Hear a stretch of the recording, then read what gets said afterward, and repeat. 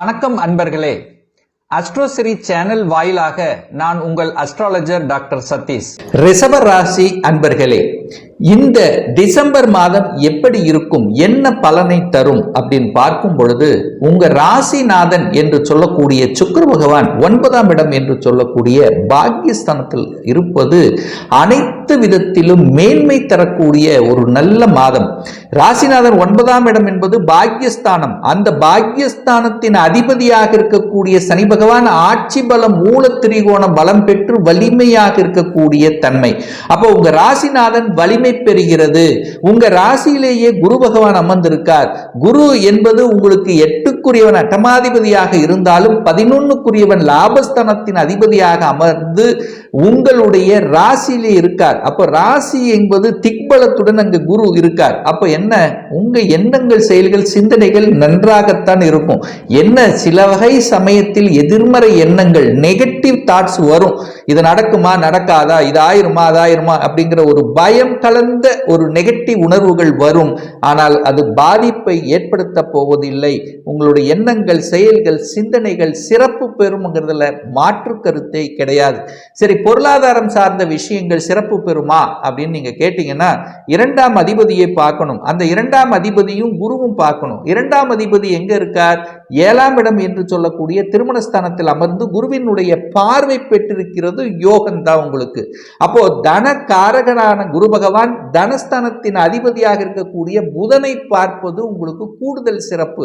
அப்போ பொருளாதாரத்தில் எந்த குறையும் வரப்போவது இல்லை, நன்றாகத்தான் இருக்கிறது.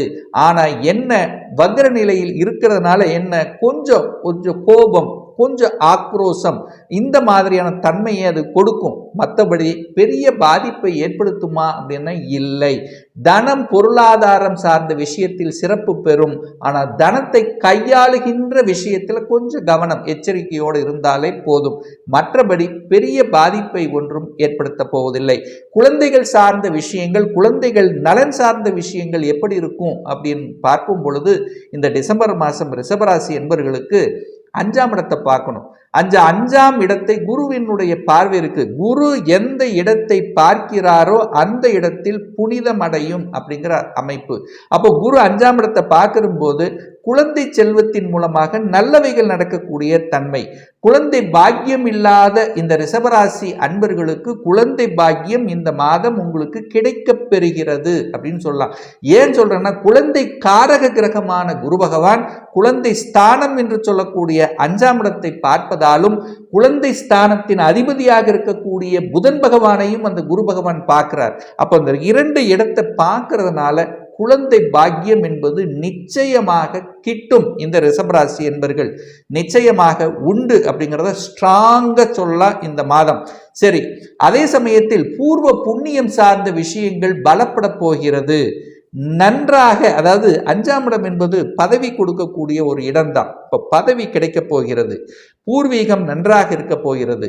பூர்வீகம் சார்ந்த விஷயத்தில் இருந்து வந்த பிரச்சனைகளை தீர்ப்பதற்குண்டான ஒரு காலகட்டமாக நிச்சயமாக அமையும். கலைத்துறையில் இருக்கக்கூடிய இந்த ரிஷபராசி அன்பர்களுக்கு உயர்வை தரக்கூடிய ஒரு தன்மை. அதாவது உடல் உழைப்பு இல்லாமல் தன்னுடைய புத்தியையும் அறிவையும் வைத்து செய்யக்கூடிய அனைத்து விதமான தொழில்கள் மூலமாக நல்லவைகள் நடக்கக்கூடிய ஒரு தன்மை. காதலில் இருக்கக்கூடிய இந்த ரிஷபராசி என்பவர்களுக்கு திருமணம் கைகூடும். காதல், திருமணம் கைகூடக்கூடிய தன்மைங்கிறது இந்த மாதம் நிச்சயமாக உண்டு அப்படின்னு சொல்லலாம். அப்ப காதலில் இருந்து வந்த பிரச்சனைகள் எத்தனையும் சுமூகமாக தீரும். அப்போ காதல் நன்றாக இருக்க போகிறது. காதல் திருமணம் நடப்பதற்கான வாய்ப்புகள், சந்தர்ப்பங்களை கொடுக்கும். அதே சமயத்தில் அந்த குரு பகவான் சுக்கிரனையும் பார்க்கிறார். காதல் காரகனான அந்த சுக்கிரனையும் பார்க்கின்ற காரணத்தால காதல் சம்பந்தப்பட்ட விஷயங்கள் இதுவரைக்கும் தகப்பன் ஒத்துக்கல அப்படின்னா கூட இப்ப தகப்பனுடைய ஒத்துழைப்போடு அந்த காதல் திருமணம் நடக்கக்கூடிய வாய்ப்புகள், சந்தர்ப்பங்கள் இந்த காலகட்டம் சிறப்பாக உண்டு அப்படிங்கிறத ஸ்ட்ராங்கா, அழுத்தமாக நம்ம சொல்லலாம். அதே சமயத்தில் அந்த சுக்கிரன் 3ஆம் இடம் என்று சொல்லக்கூடிய முயற்சி ஸ்தானத்தை பார்க்குது. உங்க ராசி அதிபதி 3ஆம் இடத்தை பார்க்கிறார். அப்போ உங்க முயற்சி, உங்க உழைப்பு, உங்களுடைய தன்னம்பிக்கை இந்த மாதம் மிகும் அப்படிங்கிறது அமைப்பு. அப்போ தைரியத்துடன் செயல்படக்கூடிய தன்மை, கோழைத்தனமே இருக்காது. தைரியமா எதையும் முடிவெடுத்து செய்யக்கூடிய ஆற்றல் என்பது இந்த மாதம் உங்களுக்கு சிறப்பாக இருக்கும். பிருகுமங்கல யோகத்துடன் செயல்படுகின்ற காரணத்தால குரு சுக்கிரனுடைய தொடர்பு, அதாவது குருவும் சுக்கிரனுடைய பார்வை கிடைக்கிறது, குருவினுடைய பார்வை சுக்கிரனுக்கு கிடைக்கிறது, சுக்கிரனுடைய பார்வை செவ்வாய்க்கும் கிடைக்கிறது. அப்ப என்ன, நிலம் சார்ந்த விஷயங்களில் அனுகூலத்தை தரும்.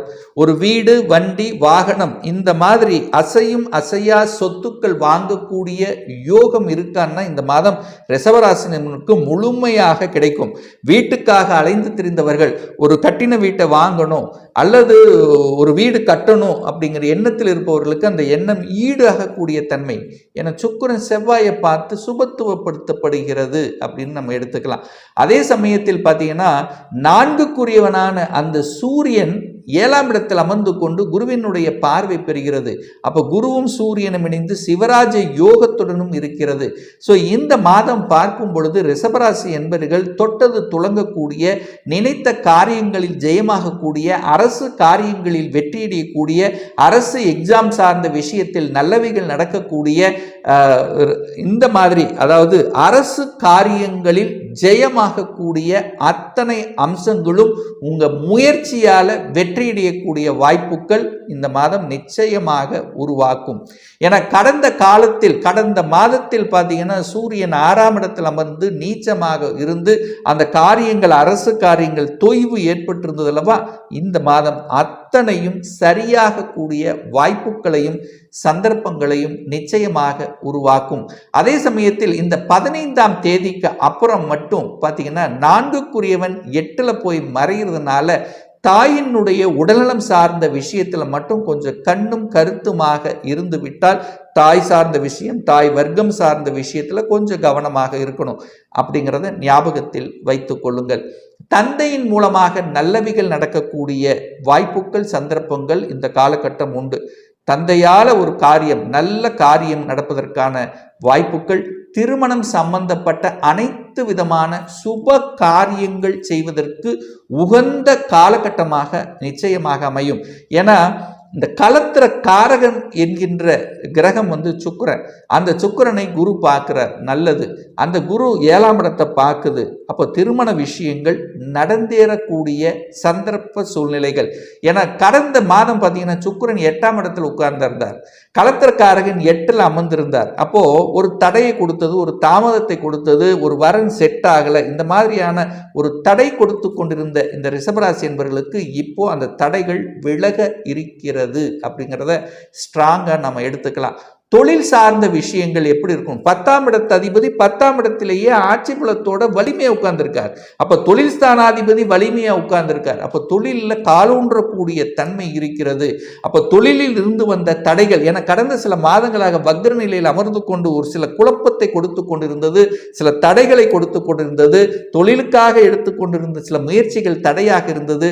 இப்ப அத்தனையும் அது சரி செய்யக்கூடிய தன்மையில் இருக்கு. ஏன்னா உங்க ராசிநாதன் பாக்கியஸ்தானத்தில் இருக்கார். ஒரு நல்ல பாக்கியம் உங்களுக்கு கிடைத்தாக வேண்டும் என்கின்ற அடிப்படையிலே தொழிலில் முயற்சிகளால முன்னேறக்கூடிய வாய்ப்புகள், எங்க ராசிநாதன் 3ஆம் இடத்தை பார்க்கிறார், உங்க முயற்சியால முன்னேறக்கூடிய வாய்ப்புகள் இந்த காலகட்டம் உண்டு. அதுவும் குறிப்பாக கலைத்துறையில் இருக்கக்கூடிய, அழகு சம்பந்தப்பட்ட துறையில் இருக்கக்கூடிய இந்த ரிஷபராசி என்பவர்களுக்கு மேன்மை தரக்கூடிய ஒரு நல்ல காலகட்டமாக நிச்சயமாக அமையும். அதில் மாற்று கருத்தே கிடையாது. விளையாட்டுத் துறையில் இருக்கக்கூடிய இந்த ரிஷபராசி என்பவர்கள் இந்த மாதம் ஜொலிக்க பெற்றிருக்கிறீர்கள் அப்படின்னு சொல்லலாம். ஆர்வத்தை தூண்டக்கூடிய அமைப்புங்கிறது நிச்சயமாக உண்டு. தன்னுடைய அறிவால பிழைக்கக்கூடிய அத்தனை விதமான தொழில்கள் மூலமாக நல்லவைகள் நடக்கக்கூடிய தன்மை, ரியல் எஸ்டேட் சார்ந்த துறையில் இந்த மாதம் வளர்ச்சி உண்டுன்னு தான் சொல்லுவேன். ஏன்னா சுக்கிரன் செவ்வாயை பார்க்கிறார். கடந்த மாதத்தில் சில முயற்சிகள் ரியல் எஸ்டேட் துறையில் இருக்கவங்களுக்கு நீங்கள் நினைத்த மாதிரி சில விஷயங்கள் நடக்கலைன்னா இந்த மாதம் நிச்சயமாக நடக்குங்கிறதுல மாற்று கருத்தை கிடையாது. வெளிநாட்டு சம்பந்தப்பட்ட விஷயங்கள் அனுகூலத்தை தருமானா ராகு பகவான் 11ஆம் இடத்துல போய் உட்கார்ந்துருக்கார். வெளிநாட்டுக்கு காரக கிரகமே ராகு தான். அப்போ 11ஆம் இடத்தில் இருக்கும்போது வெளிநாட்டின் மூலமாக தன வருவாய், வெளிநாட்டின் மூலமாக நல்லவைகள் நடக்கக்கூடிய தன்மை, நீங்க வெளிநாட்டில் போய் பிழைக்கக்கூடிய தன்மை, அல்லது வெளிநாட்டு வேலை கிடைக்கக்கூடிய அமைப்புகள், அந்நிய மதத்தினர் மூலமாக நல்லவைகள் நடக்கக்கூடிய தன்மைகள், இதெல்லாமே இந்த காலகட்டம் உங்களுக்கு சிறப்பு பெறுகிறது அப்படின்னு நம்ம ஸ்ட்ராங்கா தைரியமாக நம்ம சொல்லலாம். 6க்குரியவன் 9ல் போய் உட்கார்ந்துருக்கார். வேலையின் மூலமாக நல்லவைகள், வேலையில இடமாற்றம், பதவி உயர்வு, ப்ரமோஷன். ஸோ இந்த மாதிரி வேலை சார்ந்த விஷயத்தில் அங்கேயே உங்களுக்கு ஒரு என்ன சொல்றது அடிஷ்னல் ரெஸ்பான்சிபிலிட்டி தர்றது. ஸோ இது எல்லாமே நன்றாக இருக்கிறது அப்படின்னு எடுத்துக்கலாம். சரி, ஹெல்த் சார்ந்த விஷயங்கள் என்ன? 4க்குரியவன் 8ல் போயிருக்கணும். உங்களுடைய சுகஸ்தானத்தை நீங்க கொஞ்சம் கவனமா பார்த்துக்கணும். ஏன்னா 4க்குரியவன் 8ல் போய் மறைகிறார், சூரியன் 8ல் மறைகிறார். தந்தையின் உடல் நலத்தையும் நம்ம இந்த மாதம் கொஞ்சம் கவனத்தில் எடுத்துக்கொள்ள வேண்டும். தந்தை சார்ந்த விஷயங்கள், தந்தை வர்க்கம் சார்ந்த விஷயங்கள், அதாவது இந்த 15ஆம் தேதிக்கு அப்புறம், டிசம்பர் 15க்கு அப்புறம் சூரியன் 8ல் போய் மறைகிறதுனால அரசாங்கத்துக்கு விரோதமான செய்யக்கூடிய காரியங்களில் ஈடுபட்டீங்கன்னா தண்டனை கிடைக்கும். ஸோ அரசு காரியங்களில் அந்த விஷயத்தில் கொஞ்சம் கவனமாக எச்சரிக்கையோட இருக்கணும் இந்த ரிஷபராசி அன்பர்கள். அதே சமயத்தில் 4க்குரியவன் 8ல் போய் மறைகிறதுனால வண்டி வாகனங்கள் சார்ந்த விஷயங்கள், இரவு நேர பயணங்களை தவிர்ப்பது நல்லதுங்கிறதையும் ஞாபகத்தில் வைத்துக்கொண்டு செயலாற்றுங்கள். ஒரு நல்ல தெய்வ வழிபாடு அப்படின்னு எடுத்துக்கொண்டால் இந்த ரிஷபராசி அன்பர்களுக்கு நிச்சயமாக வெள்ளிக்கிழமை தோறும் அம்மனை, உங்களுக்கு பிடித்த அம்மன் தெய்வத்தை வழிபட்டு வந்தாலே உங்களுடைய எண்ணம், செயல், சிந்தனைகள் சிறப்பு பெறுங்கிறதுல மாற்று கருத்தை கிடையாது.